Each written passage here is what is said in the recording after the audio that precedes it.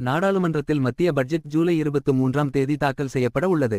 மக்களவைத் தேர்தலுக்கு முன்பு கடந்த பிப்ரவரி 1ஆம் தேதி 2024 முதல் 25 வரை ஆண்டுக்கான இடைக்கால பட்ஜெட்டை மத்திய நிதியமைச்சர் தாக்கல் செய்தார். இப்போது பாஜக கூட்டணி மீண்டும் வெற்றி பெற்று ஆட்சி அமைத்துள்ள நிலையில் ஜூலை 23ஆம் தேதி 2024 முதல் 25 வரை நிதியாண்டுக்கான முழு பட்ஜெட் தாக்கல் செய்யப்பட இருக்கிறது. இதனை மத்திய நிதியமைச்சர் நிர்மலா சீதாராமன் தாக்கல் செய்ய உள்ளார். இத்தகவலை நாடாளுமன்ற விவகாரத்துறை அமைச்சர் கிரண் ரிஜிஜு இன்று தெரிவித்துள்ளார். பட்ஜெட் தாக்கல் செய்யப்படுவதையொட்டி நாடாளுமன்றத்தில் பட்ஜெட் கூட்டத்தொடர் ஜூலை 22 முதல் ஆகஸ்ட் 12 வரை நடைபெற இருக்கிறது.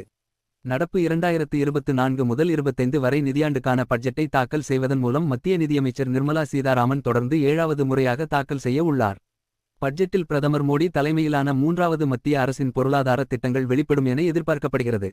வரும் நாள்களில் இந்தியாவை $5 டிரில்லியன் பொருளாதாரமாக மாற்றுவதற்கும் 2047ஆம் ஆண்டுக்குள் நமது நாட்டை வளர்ச்சியடைந்த நாடாக மாற்றுவதற்கும் விரைவான